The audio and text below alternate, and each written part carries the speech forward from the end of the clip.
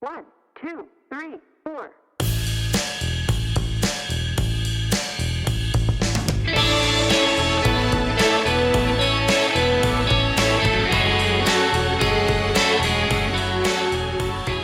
Hi, and welcome to the Vininspo podcast with me, Ed Merrison. This is where wine is a travel experience. Join us as we pick up bits and pieces, make new friends, and create memories that make our future interactions with wine, people, and places all the more meaningful and fun.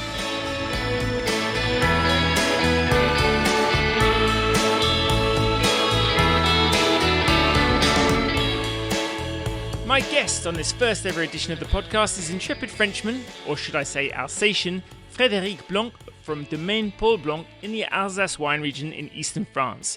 I've had the pleasure of knowing Freddy for many years, initially working for his Australian importer. It was a pleasure to catch up with him on the Mornington Peninsula where he was visiting his vigneron son, Lucas Blanck, whose Kerri Greens winery is a stone's throw from where I live.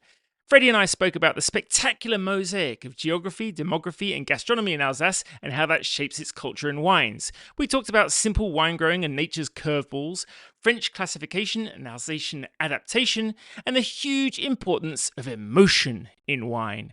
I hope you enjoyed the conversation, during which he appeared tanned, cheerful and in his element. I started by asking him why.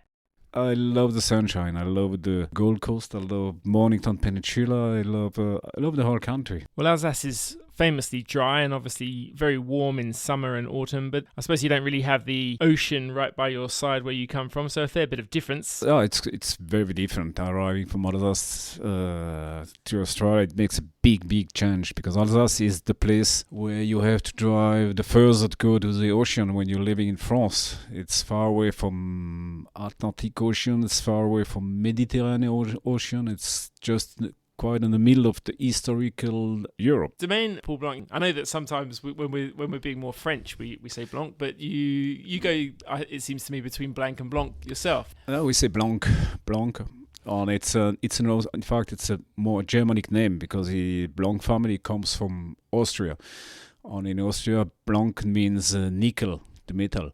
So they moved to Germany and through Germany and just arriving to Alsace, and the first ones coming to Alsace just opened a restaurant, and the restaurant was called the Elephant, and this restaurant still exists. Actually, is in Ribeauvillé. So he opened the restaurant, then spread his family around the place, and lots of them being starting in the wine industry because the wine growing was the best thing to do. And some start to make some wine. How many years ago are we talking there? 250 years. At what stage was the domain itself, the estate born? The place in Kinsheim started really with my grandpa. My grandpa had a few hectares vineyards.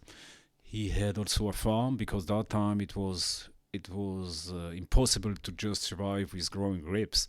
It was very difficult. So you get farm, you get cows, you get a pig, you grow cereals, on beside you grow grapes. He was also buying grapes for the négociants. So he was choosing the grapes for them and doing a job like that so he could make some money, and he grew up his business from that. He and my grandma, they had 13 kids together. 4 of them died during the war. 2 of them just take up the vineyards. They create a domain and bring it to 18 hectares and build a cellar and start to sell their wine under the name Domaine des Comtes de Lupfen. So they wanted a French name. And in 1986, I took over the domain with my partner Philippe, my uncle's son. So we took over the domain and I changed the name to Domaine Paul Blanck under the name my grandpa. And we grew up to 36 hectares and come down now to 24, growing everything organically. You're saying organic viticulture for you grows back 1990. Yeah, we always grew the vineyards in an organic way, but the official certification, we just asked it recently to get access to some market. But traditionally, we just grew organically. The only entrant in the wine is going to be the sulfur. to stabilize the wine on just at the minimum what is needed. So 1986, obviously this has been your full-time job for a long time. Yeah. How ready did you feel when you started in 1986 to run the Domaine? I grew up since I could walk. I grew up in a vineyard, so I knew anything about the vineyards, anything about the machinery. I started to drive tractors. I was 12 years old. I drove truck on a farm. I was 14 years old. I just learning by seeing and by helping. So it was not a difficult step to just take over the vineyards. The winemaking was a second step. That's studies left and right. I worked in other companies. Winemaking is easy to learn. The biggest difficulty is to know what you want to do with your grapes. When you know that, you can go to a direction. How would you describe your approach to wine, and what are you trying to present at the end of that process? Oh, easy. If you're a wine grower, you're working 1 year nearly to make your grapes ripening. You're making 1 year to get the best quality, to get the nicest grapes, the most tasty grapes. Then you extract the juice, and you want to get the most powerful juice you can have. After 1 year having the pressure of the vintage, the winemaking is then you liberate the pressure, and then you just want a perfect image of the vintage. Alsace is known, I suppose, for that flavour development that you get from the season there. For you, that floral, that expression of these grapes is very important as well. So not to let anything get in the way of that. It's good, yeah. We call that purity. Mm-hmm. You want just the naked image. That's the way it is. And you show it. Sometimes it looks a bit aggressive. Sometimes you get a bit of acidity. It's not every time very charming, but it's always interpreting yourself when you get it, and that's what we want. What I want, just the truth in the grapes. So, for example, for the Riesling, Pinot Blanc, all these grapes, they fermented dry. So you don't get any sugar. So it's no compromise about a little bit of sweetness to make you feel better or whatever. We don't care. The wine goes into you like a lemon juice, like a spark. Then you get an emotion. We're looking for emotion. I think that's the real word. You don't look for anything else than emotion in food or in wine. And you need this emotion. And when you can feel the emotion in what you're drinking, then you feel like another person. It's a lovely word, emotion, and it's one that I actually don't hear that much in conjunction with wine growing, which is perhaps a strange thing when you reflect on it, but I totally agree. We've got the Pinot Blanc, speaking of that, in the glass in front of us. Tell us, if you will, a little bit about how you understand the grape variety Pinot Blanc. In this wine, you love the freshness, you love the fruit, you love the soft acidity. This is always a blend of Pinot Blanc Vrai and Auxerrois. Yeah, it's a little part of Auxerrois. Pinot Blanc does have a nice fresh acidity. You can feel this freshness, and it's a bit citrusy. On the Auxerrois is a softer acidity grape, so you get more an acidity kind in a mango or ananas, and you get this little feeling also on the mix of the two, growing on a special on very nice places like granitic places, sandy. So you get even more freshness, even more acidity, and give the wines the real purity of the taste. And that's what you want. You don't want an overpowered Pinot Blanc. Is not good. Freshness is just the secret. It's very, as you say, very fresh, very approachable. It actually has quite a large fruit spectrum to it, I think, as well. It's got these white fruits through yellow fruits. You mentioned that sort of slight pineapple character that you get with the Auxerrois. You were talking about the Domaine, 36 hectares you grew it to back to 24, that relatively recent reduction. Whereabouts are you in Alsace? Just in the middle. So Alsace is the middle of Europe, and we are in the middle of Alsace, and the cellar is in the middle of the city of Kinsheim. So we could say Europe is, of course, the center of the world. So we're not far away from the center of the world too. So yeah, you have the Rhine Valley running from south to north, from the Haut-Rhin or Upper Rhine to the Bas-Rhin, Lower Rhine. You have the Vosges Mountains to the west, and the best vineyards at altitude in the foothills to the east in the rain shadow. What role does that geography play in the character and diversity of the wines of Alsace? The Rhine Valley is 150 kilometers long, so it's much smaller than Australia, of course. But one side we have, as you said, Vosges Hills. In the middle of the Rhine Valley, you get the Rhine River. On the other side, you have the Black Forest. So the climate in these 150 kilometers long is different from north to south, and change from in every valley. You get a different climate also. On one of the most famous for his dryness valley is Kaiserberg, is all the place between Winsenheim, Colmar and Kaiserberg. This triangle is the driest place in France. Colmar is known as the driest city in France, so it less rain in Colmar than in Perpignan or south France. We get an average rainfall of 500 millimeters when you get 1200 to 1500 in Bordeaux. So we have harder condition to work, but we have more ideal condition to grow grapes than many other places. The climate also is semi-continental, so it means you can get minus 20 on minus, or even minus 25. Actually, in time I'm speaking, it's minus 5 there in the morning, and it's March. But you get 40 degrees in summer very easily, so the amplitude can be very big, which is not a bad thing for the vineyards. Yeah, and how cool are the evenings in the autumn when the grapes are really ripening? In September, you get generally 15 degrees in the morning, 20 in the afternoon. You can get 25, but you can get more also or less. But generally, September is quite a dry month, so it's an ideal month for picking. In the old time, we were picking more in October for lots of reasons.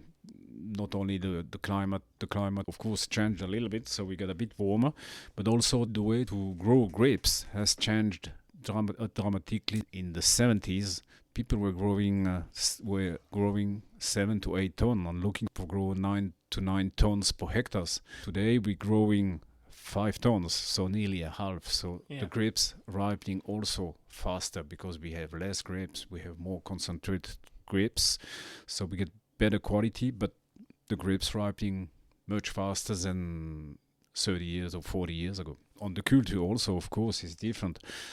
Now we're plowing all the vineyards. When you don't use pesticides or chemicals or pushing vines to grow, you get also a natural cycle of growing. So this cycle is more regular, and you don't get a stop and go like you can have in using chemicals, because when you use chemical you have a big start of growing, then you have a stop, then you need rain, and you don't get the same regularity. And when you don't use chemicals or adding fertilizer, and if you plow regularly your vineyards, you get quite deep roots growing, so your vines just grow in a rhythm. And this rhythm never stopped. Even if you get cooler temperatures or cooler weather, you just go on to the end. So it's much nicer, and you get also an earlier ripening time. Well, you make it sound quite easy, but of course it isn't always. The Pinot Blanc we've just tasted for us from 2021. If you don't mind, if you just outline a little bit that season of 2021 and what you had to contend with in Alsace, because I think it gives a really good snapshot of how much you have to balance, even when you're trying to do things as simply as possible as a wine grower. I tried hardly to forget about 21, but because of you, I have to remember a little bit. This was quite a nightmare vintage. We get frost in summer. Quite an early growing start, but we get frost in April, so we lost, I think, by the frost 20 to 30% of the crop.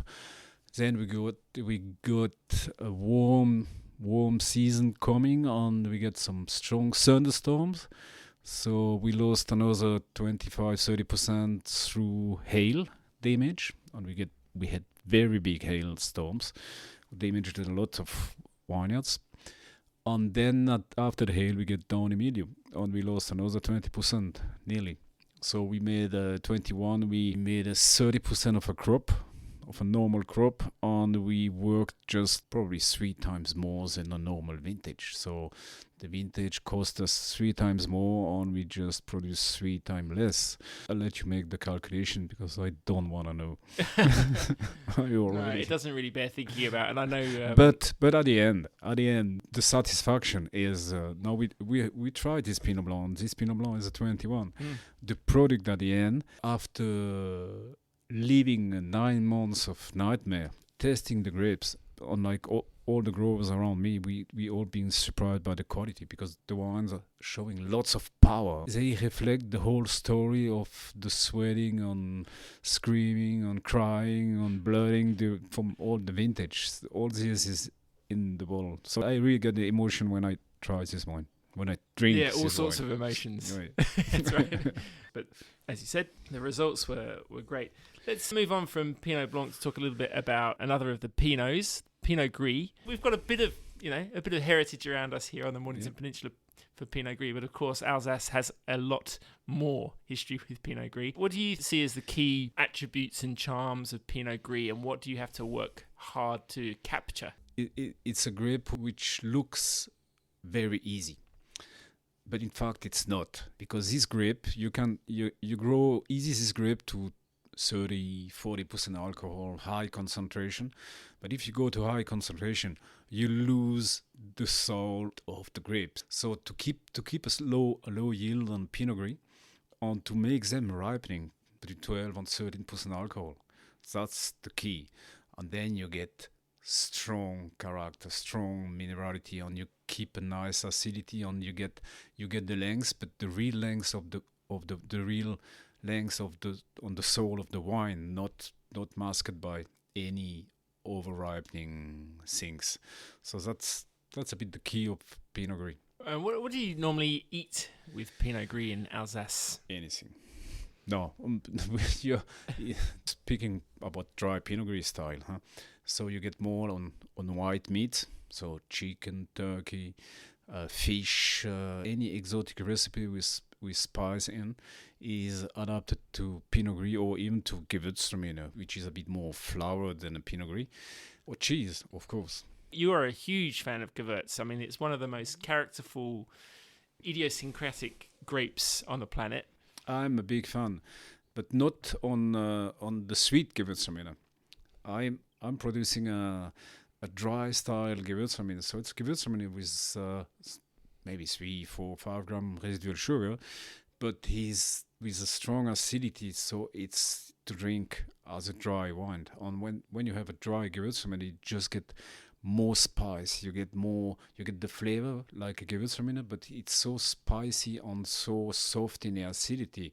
It's a wine you enjoy with any kind of food. Sweet Gewürztraminer is not something I really enjoy, but dry Gewürztraminer, you get such a power in the wine that you cannot close your mouth anymore. When you get it in your mouth, you just keep it open for 5 minutes because it's so strong and so powerful. It must be pretty hard to get that balance, because Gewürz is not known for having a huge amount of acidity, I suppose, at a base level. Depend always the way you grow the grapes, and depend also where you're growing the grapes.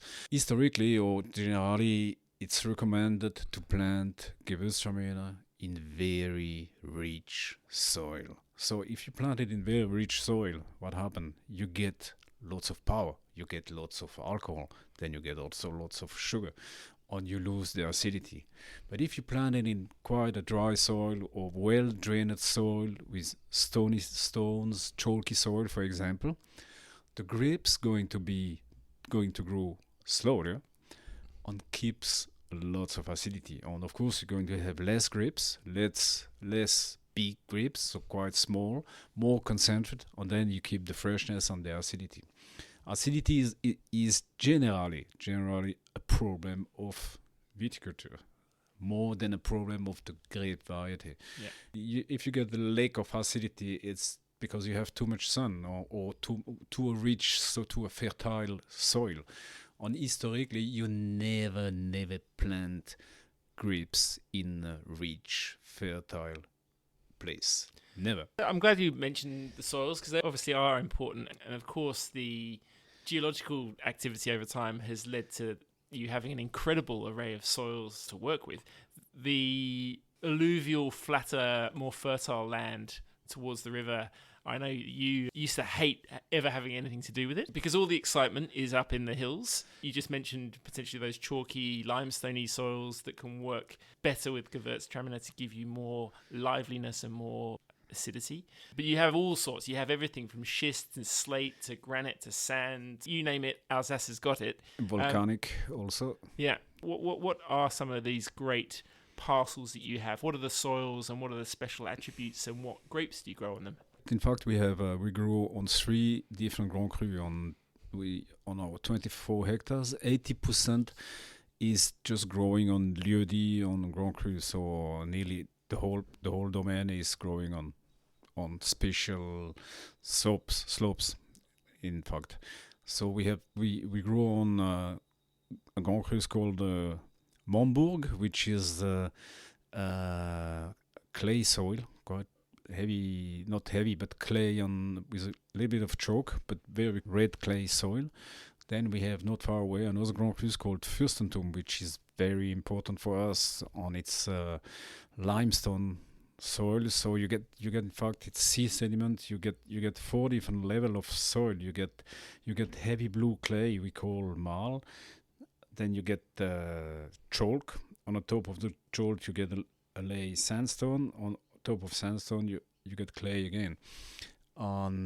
It's an amazing soil for growing Pinot Noir, for example, or Riesling. You get a quite strong power on. For us it's quite magic. And then beside this soil in the same body you get a Grand Cru called Schlossberg. And Schlossberg is a granite. Not really soil. It's a granite hill.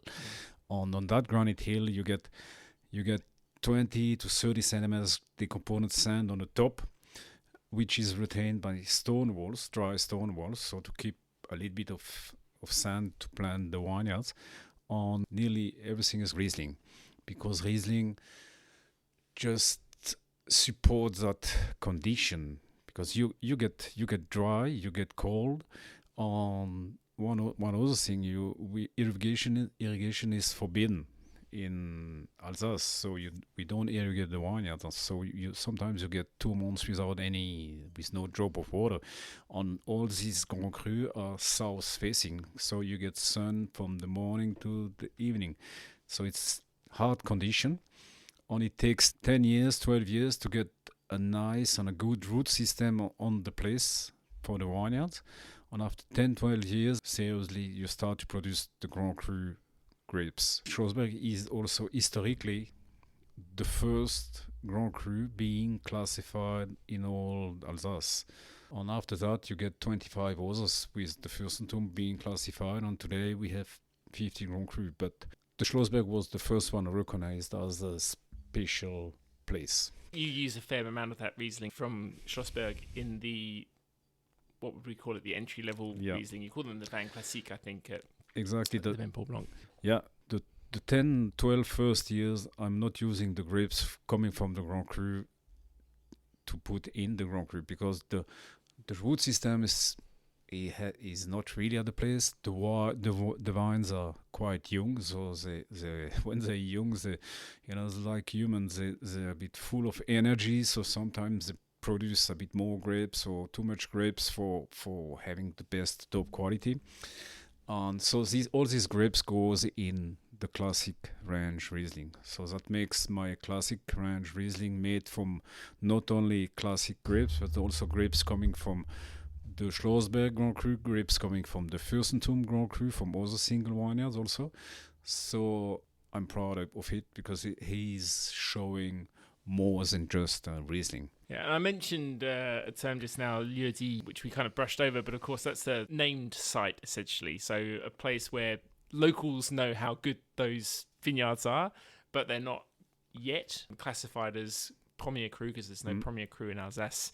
But there are Grand Cru, but potentially, I suppose there are a fair few people that wonder whether some of the lieu-dit sites are good enough or better than other Grand Cru. There's always been a little bit of conjecture about how effective the Grand Cru system is in Alsace. Make it easy and clear. For me, the Grand Cru system is quite good because we have very good classification, and it was done. The Grand Cru classification was done by the French. I say the French because I'm feeling more Alsatian than anything else, but the French made it, and it's one of the last one being made in France. So it means it been made with all the experience of the other one. So it's even, I think, more seriously made than the Bordeaux ones or the Burgundy ones, because people from Bordeaux and Burgundy, they were all in that organization who made the classification in Alsace, and they made us hard life to get the place. Alsace asked in the history, they asked Grand Cru before at the same time than Bordeaux, but the only thing is that the French lost Alsace in 1870 because of Napoleon doing war with the German.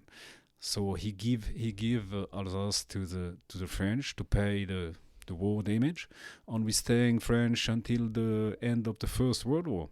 And in between the two World War, my grandpa was in that commission asking for being classified as a Grand Cru. So in 1934, they start to make the work to be classified as a Grand Cru.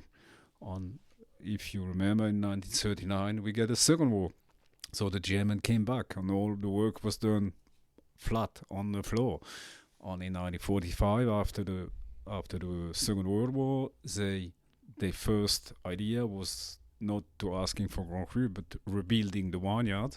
And in the 50s, they restarted to work on that Grand Cru classification, and finally we get a French authorization only in 1975.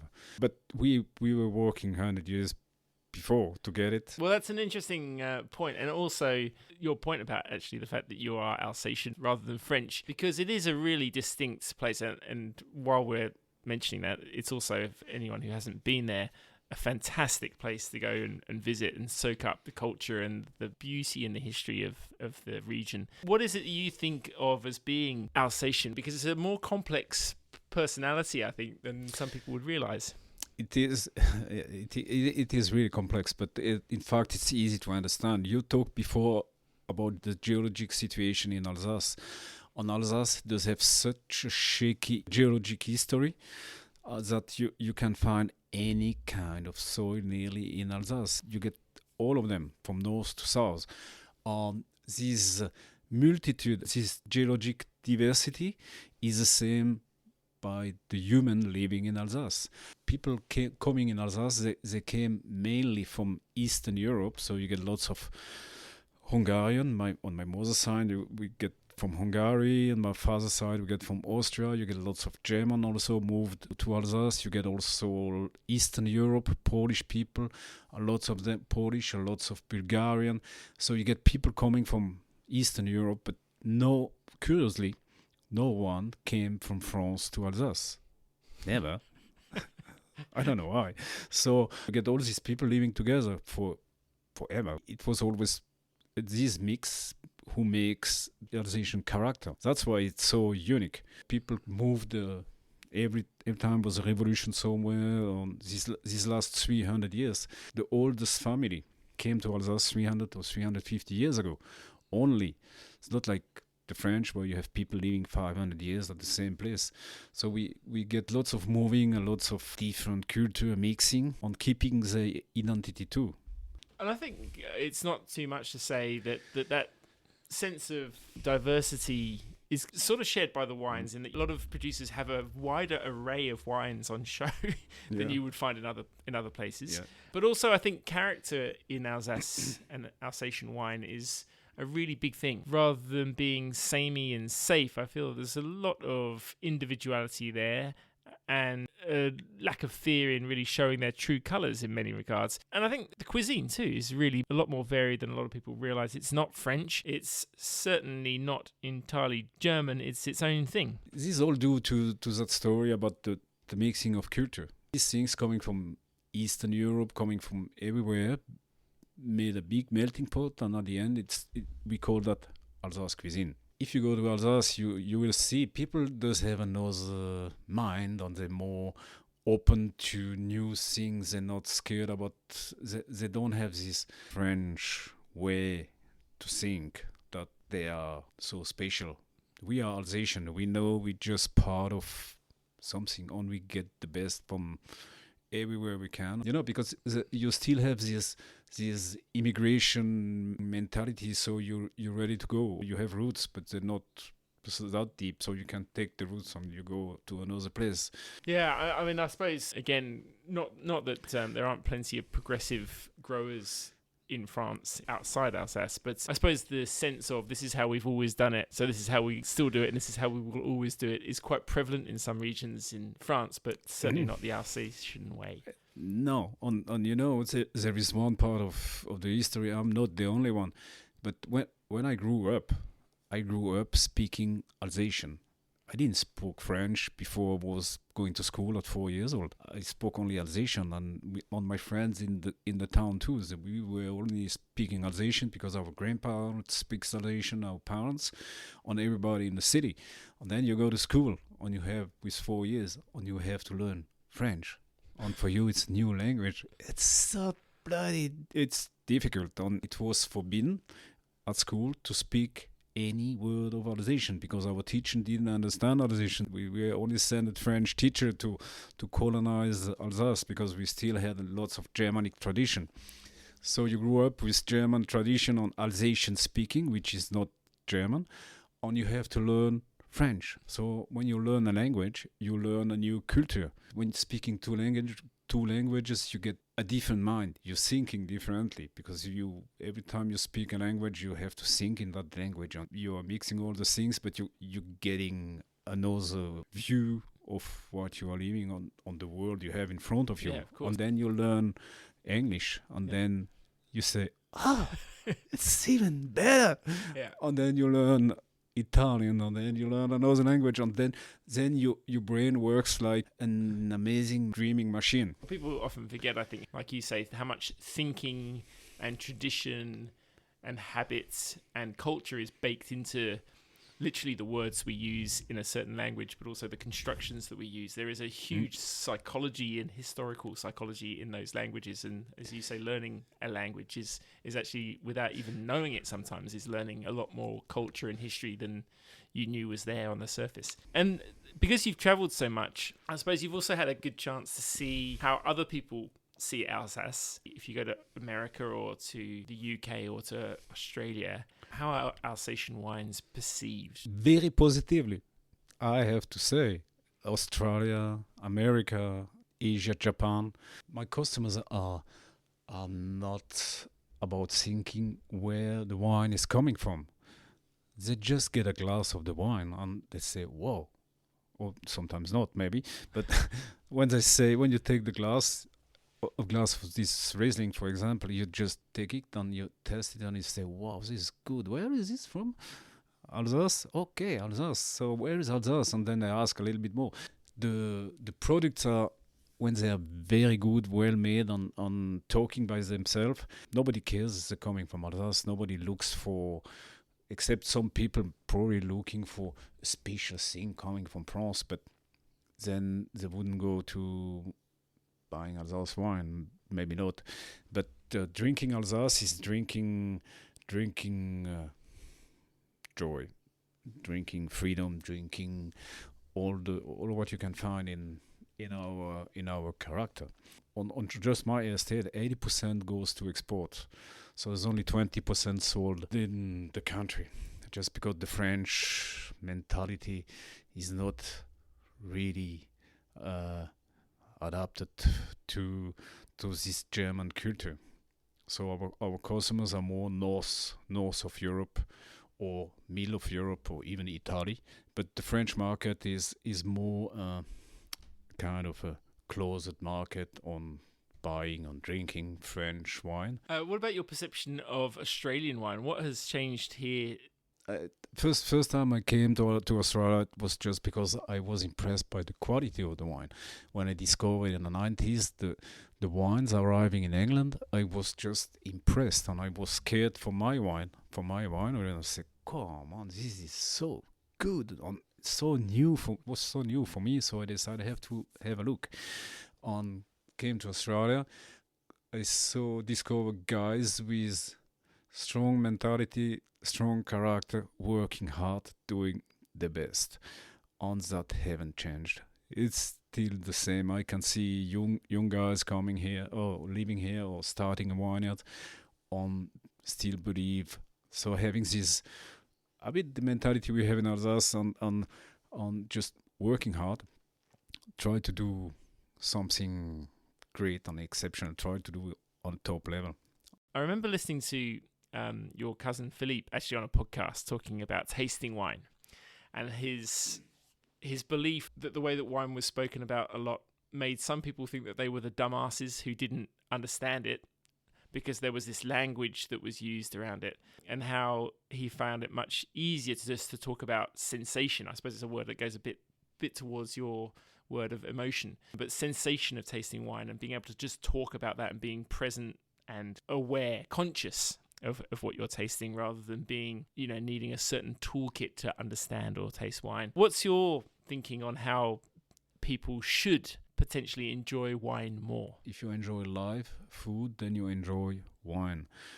For me, it's very easy to choose a wine or to know if I like the wine or not. It took me maybe 1 second. I just take a drop on my tongue, and then I know immediately, wow, he's talking to me. Or, no, it's not my taste. It's like the food. You should decide like that. Wine and food, it's an emotional thing. It's like meeting someone, and then you have a feeling, you have an emotion. So you know, wow, I'm going to feel good with this person. Or you know immediately, no, come on, I'm never going to talk to that guy or to that person. On the wine is a bit the same, because it's not part of our needs to survive. So it brings us to another world, and that's why it has to stay as an emotion. So you don't drink wine because it smells peach, it tastes apricot, it tastes I don't know what kind of flavor you can find. You can find lots of flavor, but before you find the flavor, you taste and you have this feeling, wow, it's good. And then you discover and you say, wow, it does even get some citrus. It does get, oh, I have this smell of that. And that makes you dreaming, or makes you feel comfortable and nice.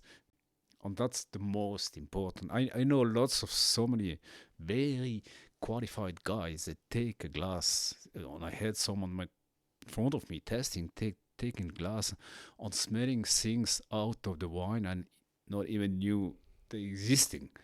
And at the end after 5 minutes talking, I just asked the guy, do you like it?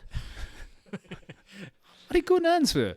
Yeah, and that's as simple, it sounds like, as really, does it engage your senses and your imagination? Does it make you feel good? Exactly. Yeah. And so my last question is, what do you think you will feel like drinking tonight? It's a relatively warm-ish day in Australia, Friday night. A beer. No, I'm joking. That's a valid response. I get a Pinot Blanc. Seriously, I get a fresh Pinot Blanc. And then you're sitting on a chair watching the sea. That could be perfect, yeah. Fresh Pinot Blanc, fruity. Give me the feeling of being 10 years younger.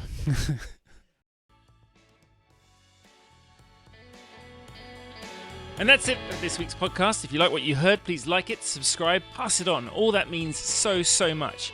You can also subscribe to my Substack. That's edmerison.substack.com. Comments are massively welcome. Let me know what you'd like to hear more of. In the meantime, huge thanks to my friends Lucas James for the music, Neil Williams for the artwork, and to my guest, Frédéric Blanck. Till next time, live wine to the fullest. Cheers.